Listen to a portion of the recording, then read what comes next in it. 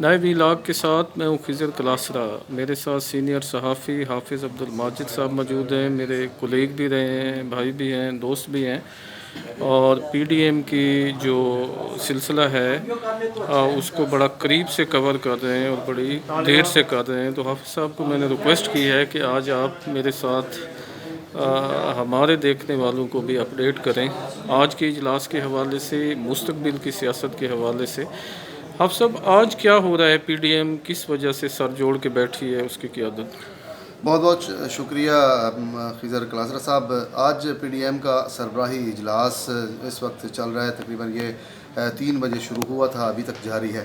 آج کے اجلاس کا مقصد جو ہے وہ 3-4 جو ایجنڈے تھے اس پہ کام کرنا تھا۔ سب سے پہلے تو یہ تھا کہ چیئرمین سینٹ کے لیے کس کو لایا جائے، اس پر کافی گفتگو شنیدی ہوئی اور اس کے بعد سید یوسف رضا گیلانی کے نام پر اتفاق کیا گیا۔ سابق وزیر اعظم نواز شریف جو ہیں انہوں نے بھی جب خطاب کیا تو انہوں نے ان کے نام کی جو ہے منظوری دی، کہا کہ ہماری خواہش ہے کہ یوسف رضا گیلانی جو ہے پی ڈی ایم کے مشترکہ امیدوار ہو جائیں۔ اس کے بعد عوامی نیشنل پارٹی، اے این پی اور دیگر جو پختونخوا ملی عوامی پارٹی، سب نے متفقہ طور پر چیئرمین سینٹ کے لیے سید یوسف رضا گیلانی کا نام لیا، جس کے بعد پی ڈی ایم نے اس پر اتفاق کیا اور ان کے نام کی منظوری دے دی۔ اب رہ جاتا ہے دوسرا جو ایشو ڈپٹی چیئرمین سینٹ کے حوالے سے، وہ ذرا معاملات مختلف ہوتے نظر آ رہے ہیں، کیونکہ جو چیئرمین سینٹ ہے وہ پیپلز پارٹی کے حصے میں آ رہا ہے، جبکہ ڈپٹی چیئرمین سینٹ جو ہے وہ خواہش یہی ہے کہ بلوچستان سے لایا جائے۔ جمعیت علماء اسلام مولانا فضل الرحمان جو ہیں وہ پی ڈی ایم کے سربراہ بھی ہیں، وہ تمام معاملات کو آگے لے کے بھی چل رہے ہیں، اور ان کی کوششوں کی وجہ سے ہی پی ڈی ایم جو ہے وہ متفق ہوئی اور آج اس جگہ جو ہے اس مقام تک پہنچی۔ تو ان کی کوشش یہی ہے کہ کسی طرح جو ان کا امیدوار جو ہے مولانا عبدالغفور حیدری، ان کو ڈپٹی چیئرمین جو ہے وہ نامزد کیا جائے۔ تاہم اس پر شروع میں تو اختلافات ابھی چل رہے ہیں، کوئی نام لے رہا ہے کہ جو اختر مینگل ہیں صاحب ہیں، وہ کہتے ہیں کہ چونکہ میں نے حکومت چھوڑی ہے، میری جماعت نے حکومت چھوڑی ہے، لہٰذا جو ڈپٹی چیئرمین ہے وہ ہمیں دیا جائے تاکہ ہمیں بھی کوئی حصہ ملے، ہم نے آپ کا ساتھ دیا ہے۔ تو اس پہ ابھی وہ تمام معاملات کو دیکھ رہے ہیں۔ حافظ صاحب، اچھا پلیز آپ تو فرمائیں۔ جو پی ڈی ایم کا جو یہ اجلاس ہے، اس میں لانگ مارچ کے حوالے سے بھی فیصلے ہوئے۔ جو کمیٹی بنائی گئی تھی لانگ مارچ کے معاملات دیکھنے کے لیے، وہ کمیٹی جو ہے اس نے اپنی سفارشات کو حتمی شکل دی، آج پیش کی، اور جو فیصلہ ہوا کہ 26 مارچ کو کراچی سے یہ جو لانگ مارچ ہے وہ ایک عوامی اجتماع کی صورت میں روانہ ہوگا، اور پھر تمام صوبوں سے لانگ مارچ ہوتے ہوئے اسلام آباد پہنچیں گے۔ فیض آباد کے مقام پر ایک جو استقبالیہ کیمپ ہوگا، بارہکوں کے مقام پر استقبالیہ کیمپ جو ہے وہ لگایا جائے گا، اس کے علاوہ 26 نمبر چنگی جو ہے وہاں استقبالیہ کیمپ لگایا جائے گا تو تاکہ ان کے استقبال کیا جائے۔ تو پھر یہ فیصلہ ہوا ہے کہ اس وقت تک ہم یہاں بیٹھیں گے، لانگ مارچ کے لوگ جو ہیں دھرنا دے کے بیٹھیں گے جب تک جو ہمارا مقصد ہے وہ پورا نہیں ہوتا۔ یہ صورتحال تو بنی ہے، اور آگے جو خطابات ہوئے اس پہ بھی حافظ صاحب، یہ آپ نے بڑی تفصیل سے اور بڑا ہی مطلب ڈیٹیل 2-4 خبریں بھی دی ہیں امپارٹنٹ جو تھیں۔ گیلانی صاحب پہ کیوں اتفاق کیا جا رہا ہے؟ آپ کو کیا نظر آ رہا ہے؟ گیلانی صاحب کو اچانک اسلام آباد سے ملتان سے اسلام آباد بلایا گیا، پھر ان کو سینٹ کا امیدوار اسلام آباد سے بنوایا گیا، پھر ان کے لیے بڑے زور شور سے کمپین چلائی گئی، پھر وہ مارکا پی ڈی ایم نے سر کر لیا، تو گیلانی صاحب ہی کیوں؟ دیکھیں کلاسرا صاحب، پیپلز پارٹی جو ہے وہ گیلانی صاحب دیکھیں نا، ان کے وزیر اعظم رہے، یہی گیلانی صاحب تھے جن کے خلاف پاکستان مسلم لیگ نون جو ہے وہ سپریم کورٹ میں گئی، ان کو نااہل کروایا، پھر وہ سیاست سے آؤٹ رہے۔ اب پیپلز پارٹی جو ہے ان کی کوشش یہی تھی کہ گیلانی صاحب جو ہے ایک بڑا نام ہے جو بھی پنجاب کے، تو ان کو سیاست میں ان کرنا چاہیے۔ تو زرداری صاحب جو ہیں ان کی کوشش یہی ہوتی ہے کہ ان کے جو پرانے ورکر ہیں جو ان کے ساتھ کھڑے ہیں اور ان کو لایا جائے۔ پھر دوسرے نمبر پہ دیکھا جائے تو یہ جو نشست تھی اسلام آباد میں، یہ جتنا بہت اس لیے بھی ضروری تھا کہ ایک مقابلے کی فضا پیدا ہو گئی، اور یوسف رضا گیلانی کو یہاں لا کے شروع دن سے ہی ذہن یہی تھا کہ کیلکولیشن کر کے انہوں نے رکھی ہوئی تھی کہ ہم نے چیئرمین اپنا ہی لانا ہے، پیپلز پارٹی نے لانا ہے اور ایسی شخصیت کو لانا ہے جو سب کو منظور نظر ہو۔ اچھا آپ صاحب ایک چیز آئیے، گیلانی صاحب کے آنے کے بعد یہاں پہ یہ آپ کے زیادہ باخبر ہیں یا آپ کو پتہ ہوگا کہ یہ کہا گیا ہے پی ڈی ایم کی طرف سے کہ جو میں اس وقت کی بات کر رہا ہوں جب گیلانی صاحب کو سینٹ کا امیدوار بنایا گیا کہ اسٹیبلشمنٹ غیر جانبدار ہو گئی، اور گیلانی صاحب نے بھی اس کی تصدیق کی۔ کیا اسٹیبلشمنٹ بھی مطمئن ہے گیلانی صاحب کے چیئرمین ہونے پہ؟ سر سب کے یہی تبصرے تھے۔ اگر میں ذاتی جی میں پلیز بات کروں پلیز تو میں کہتا ہوں کہ کوئی غیر جانبدار نہیں ہوا۔ خاموشی ہو سکتی ہے کچھ دن کے لیے یا تھوڑا سا ہاتھ پیچھے رکھا جا سکتا ہے، لیکن یہ کہا جائے کہ بالکل ہاتھ اٹھا لیا اسٹیبلشمنٹ نے، نہیں۔ اسٹیبلشمنٹ جو ہے وہ شروع سے ہی حکومت کے ساتھ تھی، اب بھی حکومت کے ساتھ ہے۔ اب اگر حکومت کے ساتھ نہ ہوتی تو میں دعوے سے کہتا ہوں کہ عمران خان صاحب جو ہیں وہ چیئرمین کوئی اور لے کے آتے، سنجرانی صاحب کو چیئرمین نامزدی نہ کرتے، ٹھیک ہے۔ اب چیئرمین سنجرانی صاحب کو انہوں نے پہلے دن سے ہی کہہ دیا کہ وہ سنجرانی صاحب کے بارے میں سب کو پتہ ہے کہ وہ کس طرح کامیاب ہوئے، ان کے پیچھے کون تھے، اب مزید جو ہے وہ کس طرح ان کو آگے لایا گیا ہے۔ تو اب ان کو کامیاب کروانے کے لیے ہی جو ہے مزید کوششیں جو ہیں وہ بھی جو ہے وہ کی جا رہی ہیں، اور وہی بات آ جاتی ہے کہ اگر اوپن ووٹنگ ہوتی تو کوئی مسائل پیدا نہ ہوتے۔ اب چونکہ خفیہ ووٹنگ ہونی ہے، اب گیلانی صاحب کے لیے بھی خطرہ پیدا ہو سکتا ہے۔ جس طرح پیسے کا استعمال ہوتا ہے، ہو سکتا ہے کوئی سینیٹر بھی لالچ میں آ جائیں، وہ بھی اگر کوئی 2 کروڑ آفر کرتی ہے، کوئی 10 کروڑ میں بک جائے، تو یہ صورتحال عمران خان ہو سکتی ہے۔ صاحب تو 50 سے 70 کروڑ بھی کہہ چکے ہیں، مطلب آپ اور ہم پھر بھی عاجزی اور انکساری سے شاید سینیٹر ناراض ہی نہ ہو جائے کہ حافظ صاحب ہمارا ریٹ کیوں گرا دیا ہے، ہم تو 70 کی امید لگا کے بیٹھے تھے۔ اچھا حافظ صاحب آپ نے ایک بات کی تھی، آپ کا ایک سوال تھا مریم بی بی سے کل کی پریس کانفرنس میں کہ آپ کے ہاتھ کیا آیا ہے، پیپلز پارٹی چیئرمین سینٹ فرض کرو لے جاتی ہے یا نامزد کرا جاتی ہے گیلانی صاحب کو بحیثیت امیدوار، مولانا صاحب بھی لے جاتے ہیں، تو آپ کیا کریں گے؟ تو انہوں نے آپ کا شکریہ بھی ادا کیا۔ تو آپ نے یہ سوال جو کیا تھا، آپ کے ذہن میں کچھ خاکہ ہوگا، وہ بیان فرمائیں۔ میرے ذہن میں خاکہ یہی تھا کہ آپ دیکھیں کہ جب سے پی ڈی ایم بنا ہے اس کے بعد آپ دیکھ رہے ہیں کہ اس میں قومی اسمبلی میں پاکستان مسلم لیگ نون کی اکثریت ہے، 83 ووٹ ہے، اور اپوزیشن لیڈر مسلم لیگ نون کا ہے۔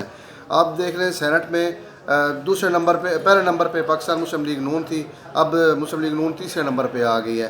انہوں نے یوسف رضا گیلانی کو منتخب کروایا۔ انہوں نے صرف پنجاب سے اپنی نشستیں حاصل کی ہیں، کراچی سے، بلوچستان سے، کے پی کے سے ان کو کچھ نہیں ملا، اور ورکرز بھی پوچھ رہے ہیں کہ ہم نے کیا حاصل کیا آج۔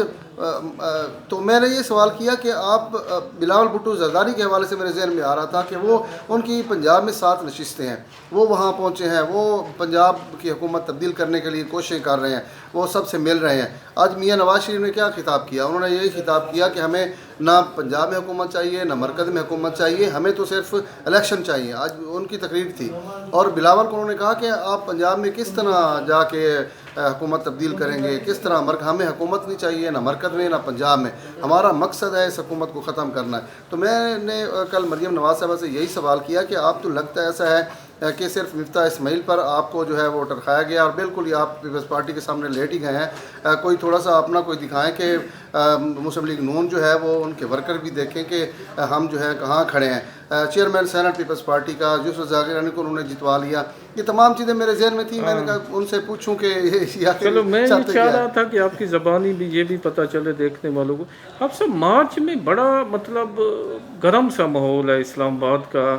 عمران خان صاحب ووٹ آف کانفیڈنس میں چلے گئے، پھر وہ ووٹ آف کانفیڈنس کا معاملہ بھی متنازع ہو گیا۔ بہت سارے لوگ کہہ رہے ہیں کہ اتنے لوگ ہی وہاں پہ موجود نہیں تھے، اسپیکر ووٹ نہیں دے سکتا، فیصل واڈا کا ووٹ نہیں تھا، پرائم منسٹر خود نہیں کر سکتے، اس طرح کی مطلب کچھ سیٹ ڈسکا کا الیکشن والا ایشو تھا۔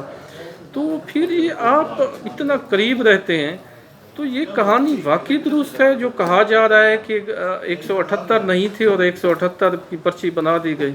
دیکھیں نا، جب وزیر اعظم نے ووٹ لیا تھا نا، اس وقت یہ 181 ووٹ حاصل کیے تھے، 176 ووٹ حاصل کیے تھے، ٹھیک ہے۔ اس کے بعد ضمنی الیکشن میں چلے گئے لوگ سارے، ٹھیک ہے۔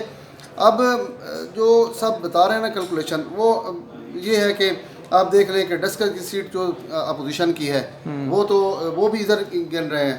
اب دیکھ لیں کہ 156 جو ہے نشستیں پاکستان تحریک انصاف کے پاس ہیں، ایم کیو ایم کی 7 نشستیں ہیں، اس کے بعد 5 جو ہیں وہ اس کی ہیں کاف کی ہیں، 5 نشستیں جو ہیں وہ باپ کی ہیں، 3 نشستیں جی ڈی اے کی ہیں، ایک جمہوری وطن پارٹی کی ہے اور ایک جو ہے وہ عوامی مسلم لیگ کی ہے. اب یہ میں نے جو کیلکولیشن کیا ہے وہ تو 178 ہی بنتے ہیں. ٹھیک ہے، اب ڈسکا کی سیٹ ملا ہے، اس کی اسپیکر قومی اسمبلی کا ووٹ ملا ہے، پھر عمران خان کا ملا ہے، یہ تو پھر 181 جا کے بنتے ہیں. مجھے تو کیلکولیشن سیدھی ہے، پتہ نہیں کس طرح ڈسکا کی سیٹ کا کیا تعلق ہے عمران خان کے ووٹ کے ساتھ.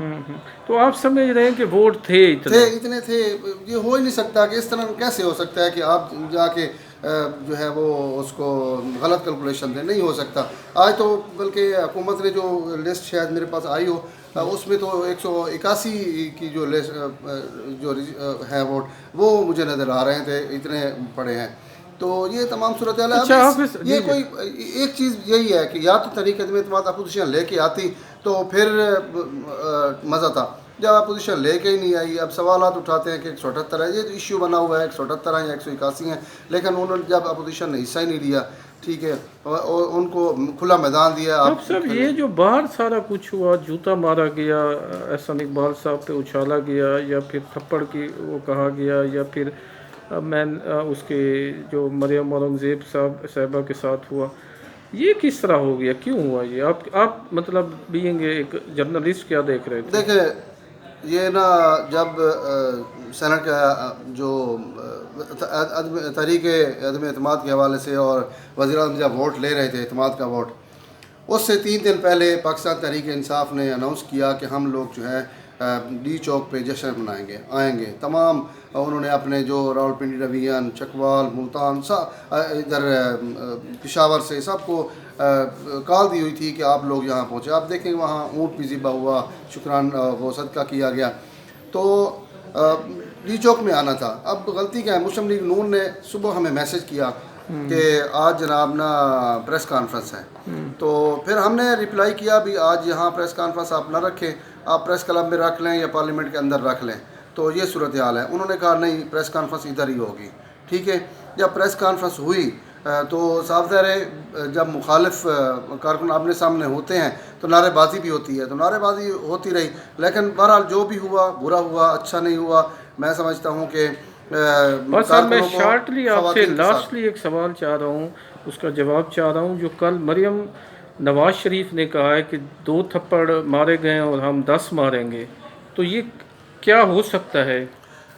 کیا ہو سکتا ہے؟ یہ جو جس طرح انہوں نے کہا ہے کہ ہم اس کا بدلہ لیں گے، کیونکہ ایک تو جو شاہد خاقان عباسی صاحب ہیں وہ سینئر پولیٹیشین ہیں، وہ سابق وزیر اعظم بھی رہے ہیں، اور ان کو وہاں جانا ہی نہیں چاہیے تھا پہلے نمبر پہ.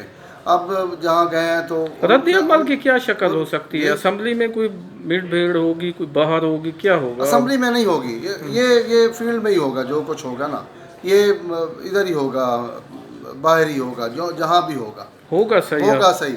کیونکہ مریم نواز جو ہیں انہوں نے کل واضح طور پہ کہہ دیا ہے کہ ہم نے یہ قیمت چکانی ہے، ہر صورت چکانی ہے، اور یہ چکانی کسی کو جوتا پھینک دیں گے یا کسی کو تھپڑ مار دیں گے. یہ روایت جو ہے، سلسلہ جو ہے، یہ چل پڑا ہے، یہ اب رکنے والا نہیں ہے.